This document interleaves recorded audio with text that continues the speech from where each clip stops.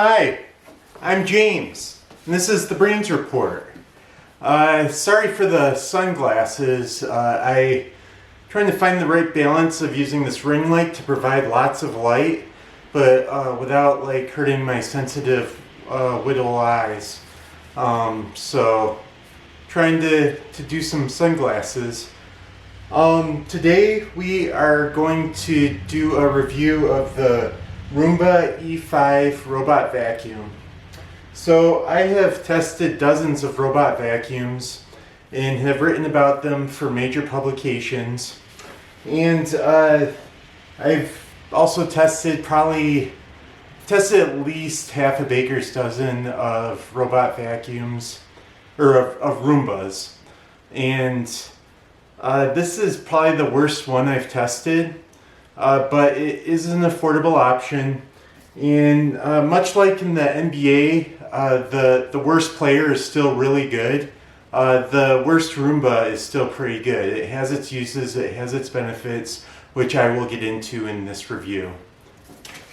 First of all, let's look at what this baby comes with. This is the box. Well, let's look in this box, see if there's anything in here. Well, this box appears to be empty. It just held the power cord. It comes with the user manual.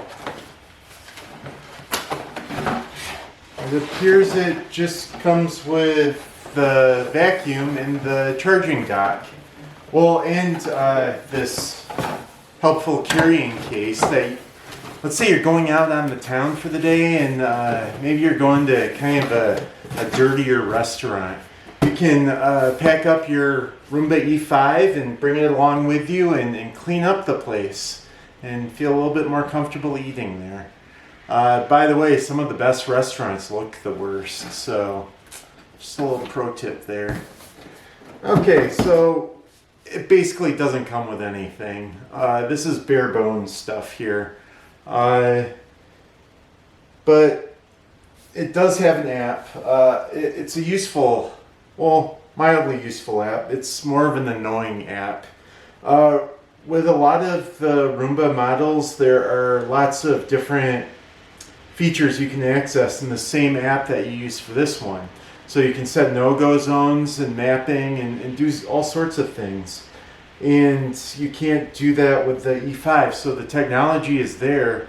They're just choosing not to allow you to access it in the app, which is kind of annoying. Let me get a little closer. I'm actually going to turn the ring light off for this so that you can maybe see the app a little bit better. Okay. There's the app. It doesn't, usually there's a mapping option right about there. This doesn't have it. So no mapping. You can set virtual boundaries. You have to buy a separate device that costs $40 a pop. So that's not, that's kind of adding to the price. It makes this less of a good budget option. You can schedule cleanings. So let's look at the schedule. Today is Wednesday. We're going to go ahead and edit this. One of the annoying things is you can only schedule it in 15-minute intervals. Most other apps allow you to schedule down to the minute. So we may not get to see it start on its own here. Hopefully this video doesn't last long enough, but I'll still show you how it runs. But that's how you set it. Be sure to save your changes. That's a thing I forget to do. And okay, it was turned on. We're going to, and you can hear it does a little beep to let you know that the changes have registered. But that's how you schedule it. It has things like history. It has settings, but the settings, it doesn't have much. You can't adjust the section. So there isn't a lot to adjust in the settings. But that's basically how how you schedule the Roomba E5. We're gonna turn the light on here and I'm gonna discuss the performance. Also I wanted to add that you can pair this with Alexa and Google Home Assistant, and for if you want to do voice controls or if you like to use those things. I'm not a huge fan personally, so I don't really use that, but yeah. Performance. The E5 did excellent on carpeting. It did good in corners, and it did bad on hardwood, and it tended to get stuck quite often. I actually ran this morning just to get another feel for it, and it got stuck under my treadmill. I'm not sure if it was trying to get a workout in or something, but it was on the wrong side of the treadmill. It was on the bottom and it got stuck, and I had to free it. So it does get stuck fairly often. Each robotic vacuum I put through a battery of tests. I put a tablespoon of flour, a tablespoon of kitty litter, a tablespoon of coffee grounds, and some pet hairs on 18-inch squares of carpeting and hardwood. I then take a picture of it. And then I run the vacuum for 2 cleaning cycles and take another picture and compare the before and after to see how much it cleaned up. Now, the E5 on carpeting, it was one of the best vacuums I've tested.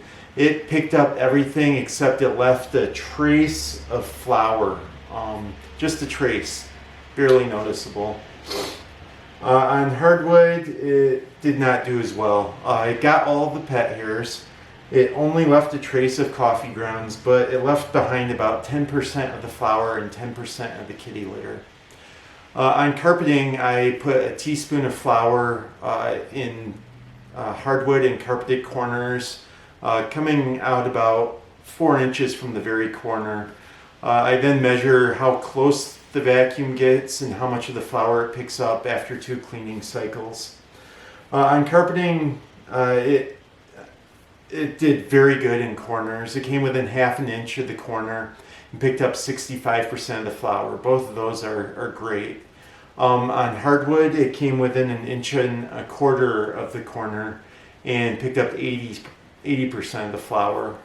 Again, another great performance.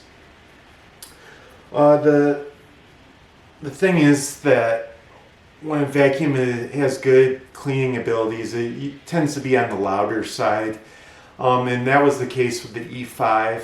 I'm going to go ahead and have it run a little bit. You can maybe hear it. There's only one suction setting, so you can't go down to like a quiet mode or something like that.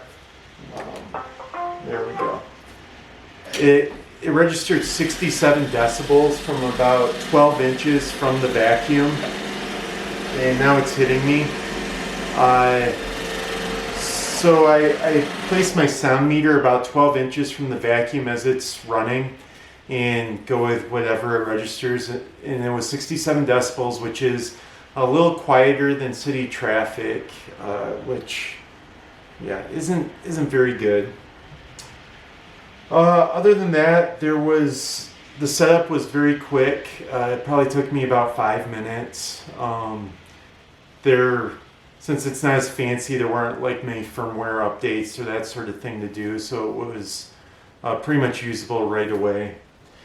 And I just want to point out some of the features here.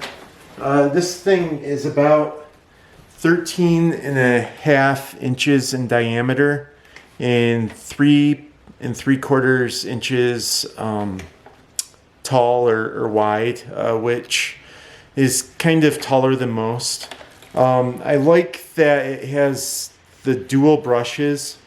These are tangle resistant rubber brushes, and they're longer than most models. They're 6 3/4 inches long, which means it can pick stuff up faster on a single pass. And these are making contact with the floor. It's got 2 brushes, which is common for Roombas. Most brands only have 1 main brush. So yeah, it does a great job of picking everything up. This system does. I'll just throw that back down. So let's get down to brass tacks here. Should you buy this? The MSRP for the E5 is $280, but it's currently $250 for a limited time on Amazon. Who knows if that'll continue. $250 is cheap for a Roomba, and it might be worth it if you're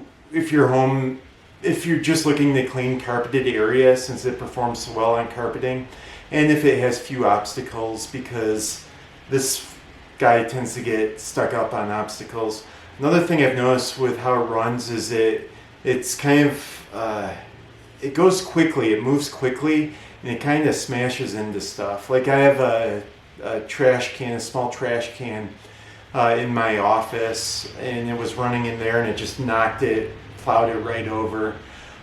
So yeah, you might want to make sure you use it in an area where everything's kind of secured to the floor, kind of heavier. I'm going to start throwing more heavier things away, so that it doesn't knock my trash can over or disturb it at all. If you're looking for an alternative to this, I think your money would be better spent on the Bissell Spinwave. I've been really impressed with the performance of that, and I will leave a link to that in the description below, so you can consider looking at that one. But yeah, it's an okay, affordable Roomba. Maybe worth it depending on your circumstances. I'm going to end it at that. If you have any questions or comments, please leave them below. I'm pretty good at getting back to people within 24 hours. And please subscribe to the YouTube channel. We are going to donate a significant amount of money to the Equal Justice Initiative once we get to 1,000 subscribers. That's our goal. And once we hit 1,000 subscribers, we can monetize the channel, which means that we can donate more to good causes, and we can make more and better videos to help you make better buying decisions. That's about it. In the meantime, take care of yourself. Goodbye.